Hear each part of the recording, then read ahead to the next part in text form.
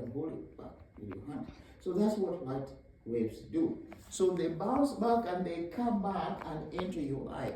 When they enter your eye, they are collected and channeled through the opening of the eye, the pupil.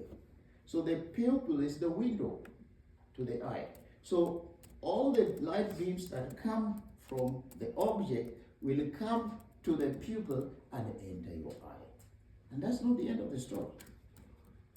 After the pupil, they pass through a lot of structures and they hit the wall of the eyeball, because the eyeball has a wall. Look at this. You see, this is a whole globe, but then it has a wall. And if we dismantle this, you can see, look here. This is the wall. This is the whole wall. And then we have a space here inside. You don't see it, but there is a space inside your eye. And then when light comes, enters through the pupil, it passes through another structure called the lens. That lens is a transparent object. You may not see it. Okay, look here. This is the lens. See, it is transparent, it's like glass. You can see through. So light can pass through this solid because it is transparent. So, but it will not pass through it with the same speed it came. Why? Common sense. If light travels through the medium, through the atmosphere, the air which is there, it goes faster because it is easy to penetrate. But it comes through a solid like this glass, it won't go that fast because it has resistance. Resistance means against it.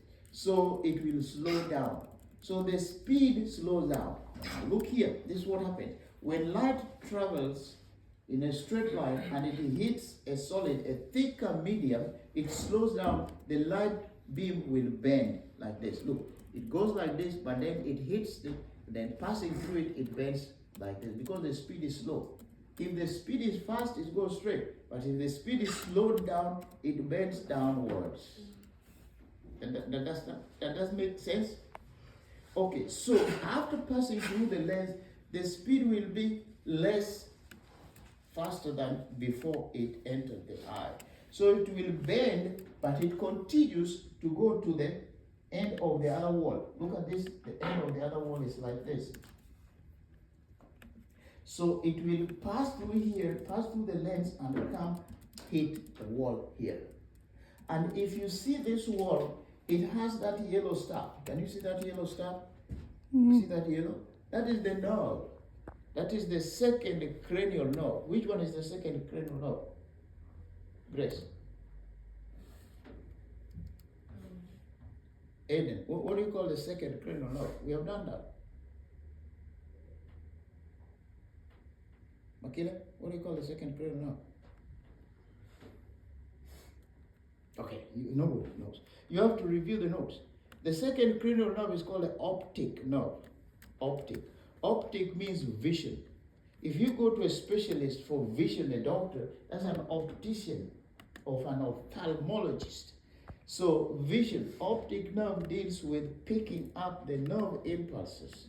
The light impulses. Those are the light signals that hit your eye, enter through the lens, and passes through the medium, the space here, which is not actually empty space as you see it here. It is filled up with a fluid. You will have to know all the names of all these things we are talking about, and I'm going to go through it over and over, repeating again before the quiz. Let me try one more time if the internet is back.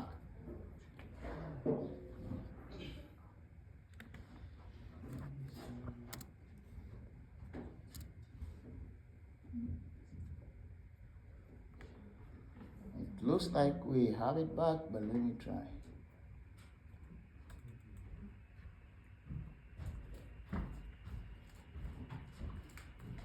Good morning, Dr. Kisora. Good morning, sir.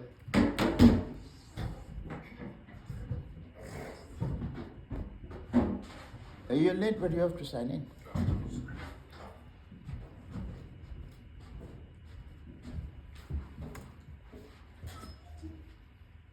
Okay, thank God we have the internet now. So now we can look at these images on the screen. It's much more convenient. Thank you. Okay, so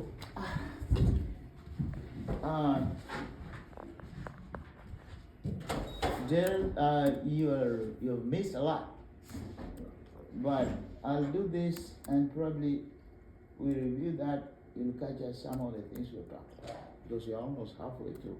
Okay, look, if you look at those images of the eye, that's what we saw in Grace when she came here up front. Now, those are the images I'll go through as a review. And you don't have the notes, but if you can get it, I don't know, quickly. All right, so this is the whole eyeball. But we don't see what is inside. This is what you see when somebody is focusing, looking at you. This is what you see. These are the eyelashes that we saw. This is the opening. Look at my finger there on the screen. This is the opening. This is the pupil. And then the pupil is surrounded by a bluish layer. You see that bluish layer? That's called the iris. Iris. That is I-R-I-S. And then that is followed by another layer, outer layer, which is this one, the white one. This is the cornea, which I said earlier before, the cornea. And then you see the eyelashes, but the edge of these eyelashes, you can see a line of redness. Now, that is just the edge, but if you turn the eyelid, you will see that the layer is red. That's called the conjunctiva. Conjunctiva. You have had people having a disease called conjunctivitis. Itis, in medical terms, anything ending with itis means inflammation. So if something hurts, damages your lining of your eyelid, you will have an inflammation of that part called conjunctiva. Were you recording? I am now. Huh? I am now. Do you start from the beginning?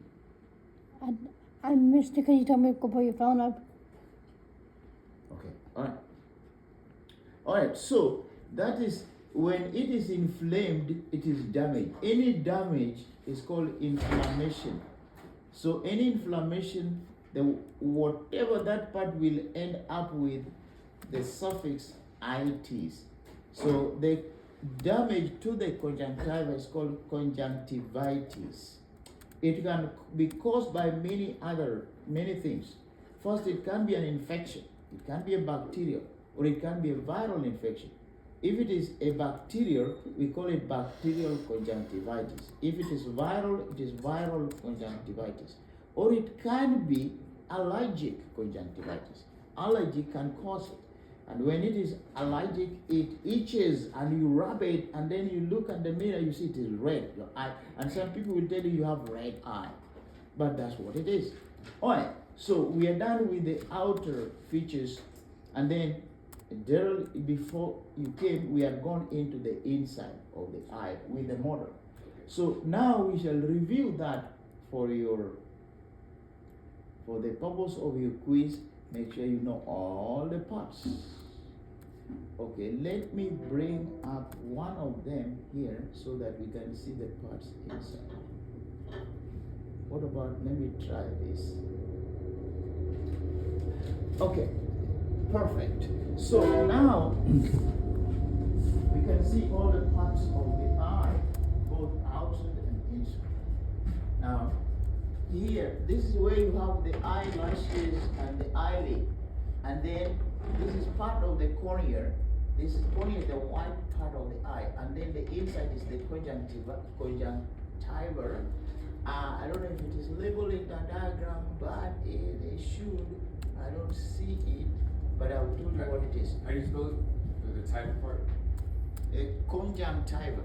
Oh, conjunctiva. Yeah, you check in your book or in your Google.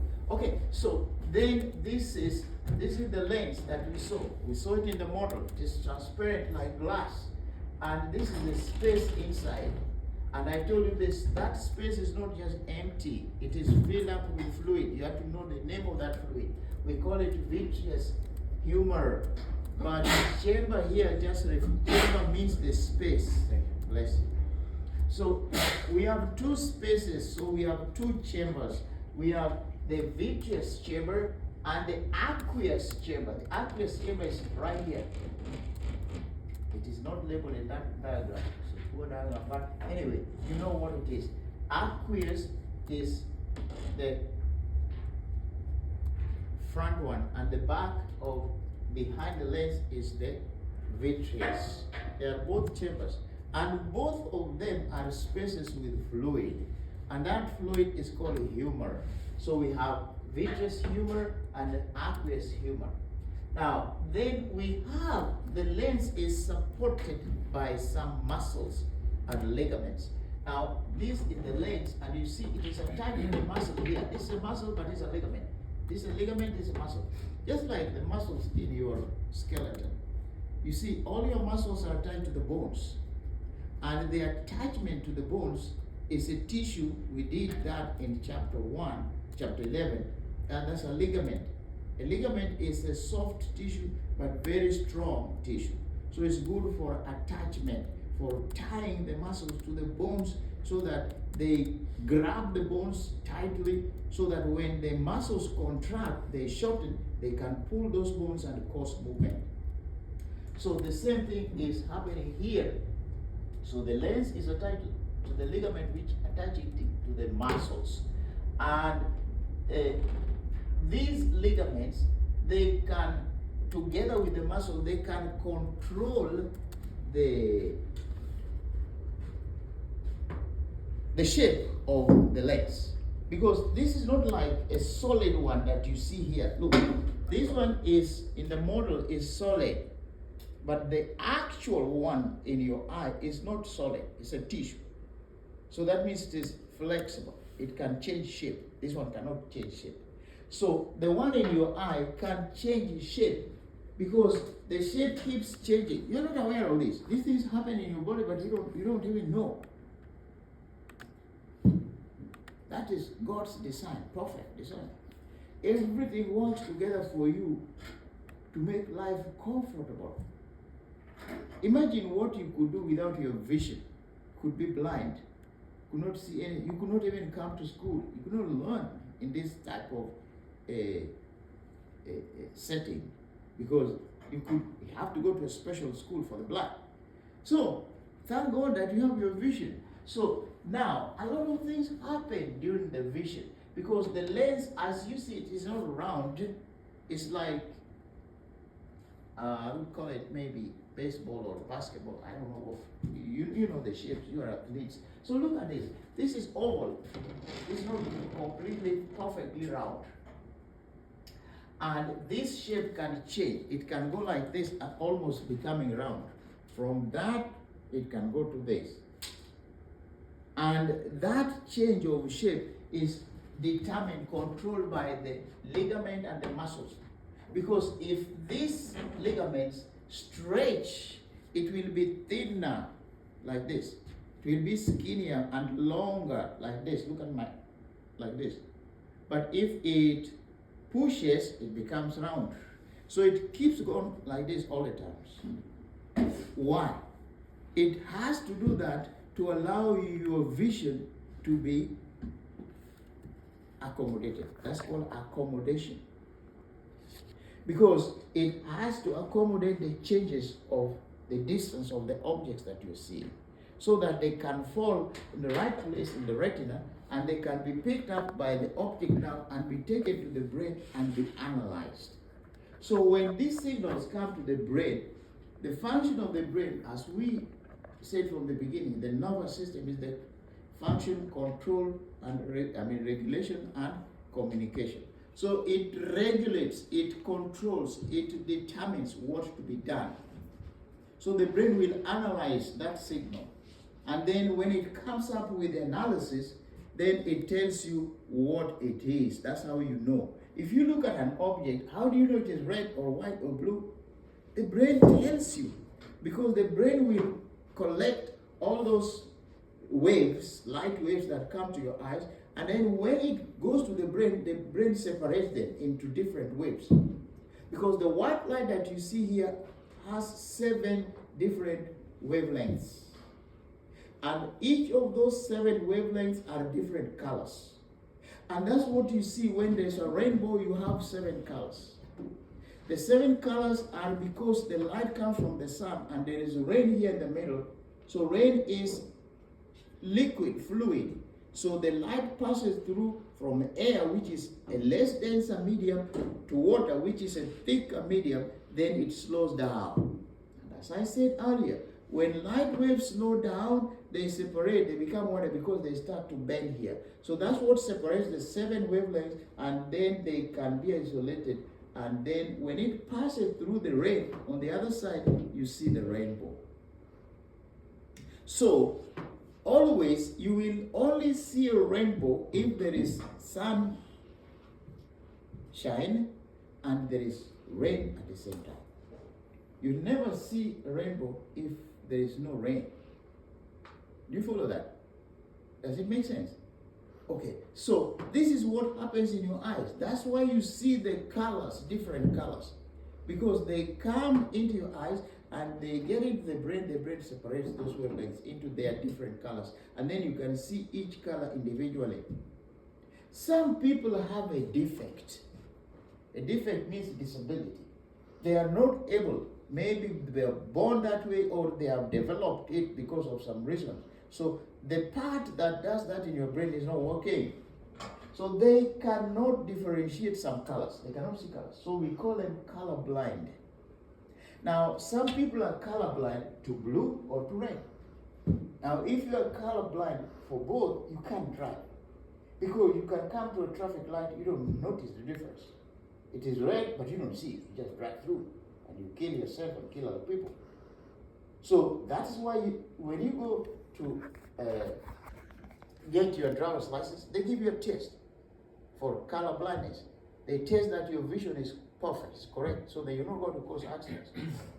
So if they find that you cannot see red, you cannot see green, you don't get your driver's license, you can't drive, because you're a danger to yourself and to others. All right, so that makes sense. So now let us continue and finish up the structure and functions of parts of the eye. So we have seen the optic nerve is here. See this part. This inner layer, there are 3 layers making up the eyeball. You have to remember 3 layers. The outer layer is this one, which is the cover. So it covers everything within, just like your jacket covers your skin. So it keeps you warm during cold weather. So this is a tough layer. It's very strong because it is meant for protection. So it protects the structures inside. And we call it a sclera. It is labeled on the, you can see the spelling here on the word, sclera. S-C-L-E-R-A, sclera. So sclera is the outermost cover. Then there is another layer in the middle, which is called a choroid. It is labeled here. Then there is another one. There are 3 layers. The last one is the innermost, which lines the inner wall of the eye, and that's called the retina. So there are 3 layers that make up the eyeball. Now, those 3 layers, each one of them has specific function. What is the function of the sclera? It's protection. I already said it. What about the choroid? The choroid,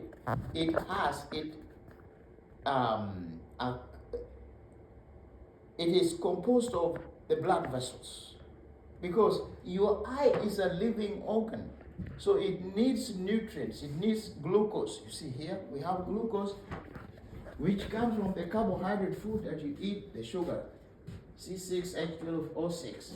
So when you eat bread, it will be broken down into glucose molecules. So those glucose molecules will pass into your blood circulation and go to all the parts of your body. It will go into the eye as well, because it's needed for energy. Look, the eye does a lot of activities, physical activities. All these activities require energy, so it must get energy. Well, how does it get that energy? From the food that you eat, the glucose. And that glucose will come into your eye with the oxygen, which comes from your lungs as you breathe in and take into the cells. And then that is causing the reaction, cellular reaction. So that cellular reaction will give you carbon dioxide, water, and energy. The energy for doing those activities. The water and carbon dioxide are wastes. And carbon dioxide is even toxic, poisonous. So that will have to be taken by the veins back to your lungs to breathe it out, throw it out. While the water will be excess water, which will be taken to your kidneys and you pee out when you go to use the restroom. And so that is why we must have those vessels. We have the arteries and veins in this layer choroid. So the arteries, they bring oxygenated blood with glucose, and the veins, they will take up carbon dioxide and water as waste, and then your eyes functioning normally. That's why you feel comfortable. You can see things, you can enjoy time with your friends because you see them, you can see your friends, you know them, because you see them. If you're blind, you could not even see them. You could hear their voices, but you don't see them. So life is good because of that. So now we have the innermost layer, which is the retina. And the retina is lined up with cells which are receptive to light. So they receive light. When the light waves come as a signal, they are picked up by the retina. And then they are passed to the nerve, which is the optic nerve, which is here. So that optic nerve will go to the occipital lobe at the back of your brain, where the center of vision is, and your brain will analyze the signals and tell you what it is. And that's it. So then we are going to go to a little more detail, and when we are done, then we can take the quiz. Now, look, we have this muscle. You have to know what it's called. It's called ciliary muscle. And these ligaments also have a name. We call them suspensory ligaments. Suspensory comes from the word to suspend. To suspend means to hold, like your suspenders, your belts. They hold your parts here not to fall down. So suspensory is the adjective, what they do. They suspend the lens. So they hold the lens so that the lens is not just floating around in your eye. So it is fixed in one position so that it can do its job efficiently. So that is the suspensory ligament and the ciliary muscles. The ciliary muscles have to contract and relax as usual. That's all the muscles do. And when they relax, they get longer. If they get longer, they are pushing the lens. If they push the lens, the lens will not be oval. It will become round. If it becomes round, that means that the light coming here will not go too far. So they will meet somewhere in the middle instead of reaching the retina. So this is for a purpose which you have to understand. Now, I told you that there is accommodation. The eye can accommodate the light depending on the distance where it is coming from. If it is very far, it has to change the shape of the lens so that it can be focused right on the retina. Because anything that does not reach the retina, you cannot see. But if the object is very close to you, like here, look at me, if it is so close, then your eye changes the shape, and the opening of the pupil also changes so that it can be accommodated to allow it to reach the retina, to follow the retina, so that the optic nerve can take it to your brain to see. Some people have defects. They cannot see far objects that are very far, they cannot see. They can only see objects which are close to their eyes.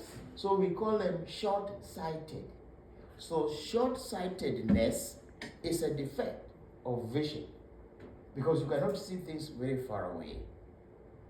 So those people will have to get some assistance to allow them to see objects which are far. That's why they give you these glasses. These are lenses. Sometimes we call them eye lenses. These are my lenses. They are a piece of glass, but they do the same thing that the lens in your eye does. So if you are short-sighted, they will give you lenses that will accommodate your defect and allows the light rays coming hitting your eye to reach the retina so that you can see it properly. The same thing with people who are long-sighted or short-sightedness, they'll give them different type of lenses. One will extend it, one will bring it back so that it falls on the retina. Because if you are long-sighted, you see only things that are far, but if they are close here, they fall here, so they don't reach the retina. So they give you a lens which will push them to reach here. But if you are long-sighted, you see only things which are far. If you are shorter, you see only things which are close. So that means that if you look at things which are far, they will fall outside here, and you will not see them. So they give you a different type of lenses. Now, there are some people who have both, so they have lens one glass with both functions. We call it bifocal. Bi means to focal focus, because it can focus the light to fall in the right place. Okay, now what is left to finish? Now we have these fluids here, aqueous humor and vitreous humor. Now what is the function of those fluids? They're not just there for fun. Those fluids, they also refract light. The word refraction means bending, which I explained earlier. When light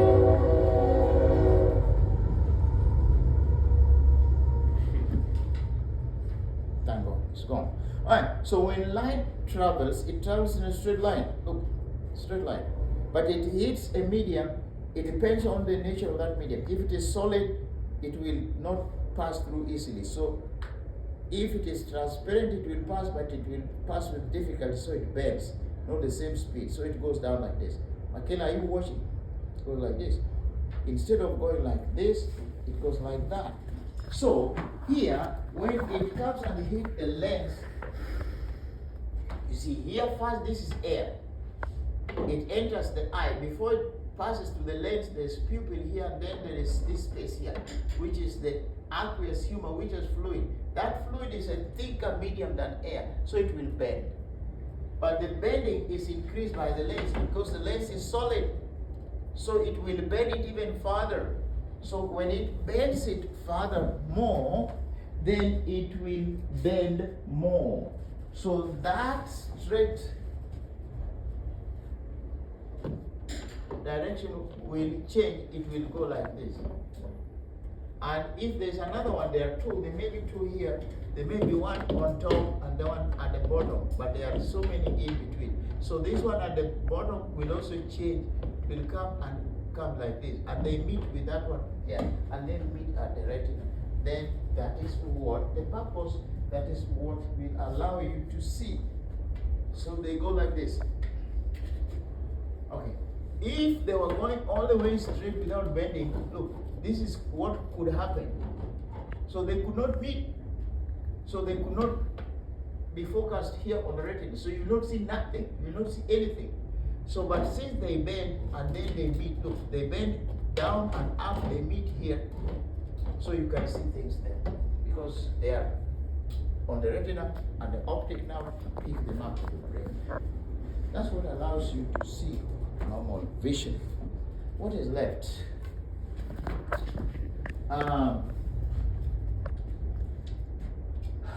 Okay, this extension of the ciliary muscle, which looks like a finger on both upper and lower, they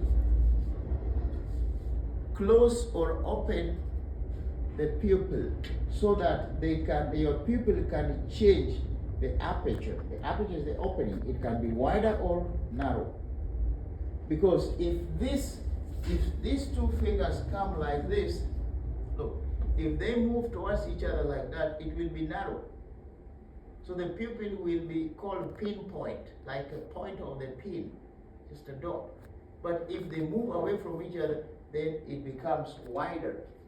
And that depends on the amount of light that falls into your eye, because the eye controls the amount of light that falls on it. If it is too much light, it is not useful. If it's too weak light, it is not useful. It has to be just right amount. So by closing and opening that aperture, they can receive and channel only the right amount. Now, Makela, can I use you? Oh, you know you are working on the recording. No, I can sit like this. Who else wants to come? Grace already did. Darren, can you come now? Come quickly, because we don't have so much time. We want to take the question.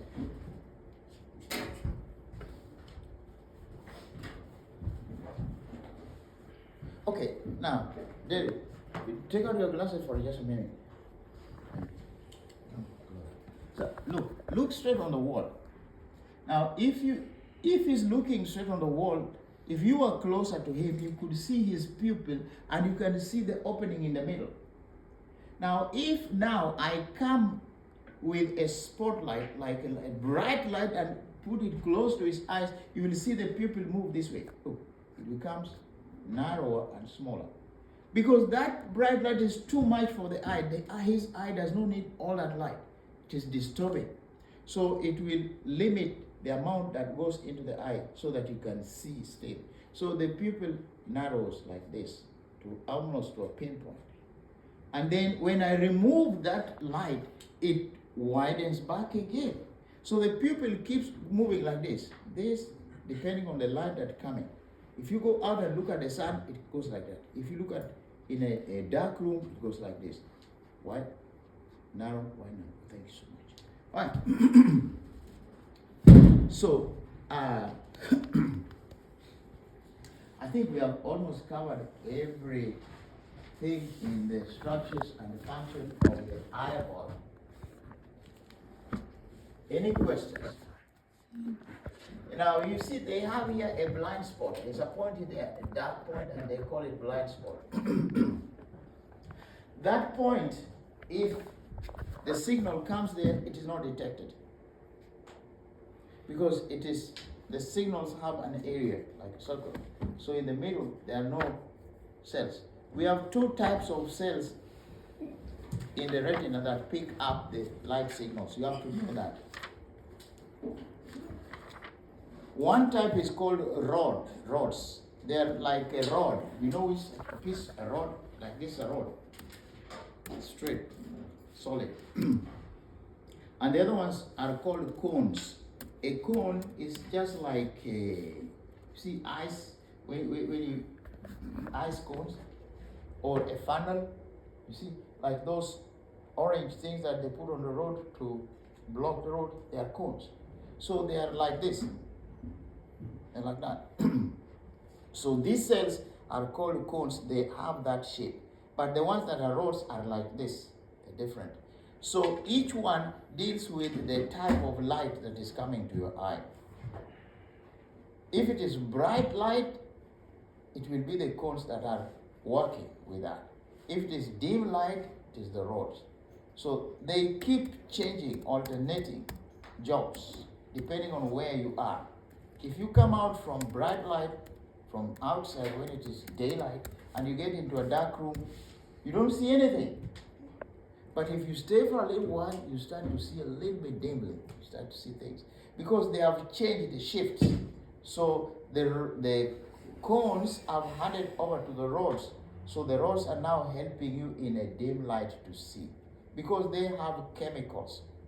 The chemical is called rhodopsin. Rhodopsin is a pigment which captures or controls the amount of signal that is picked up. So that is what the two cells do to help you see when you change from dark to light, to bright light. And that's it. Any questions? Okay. Any review?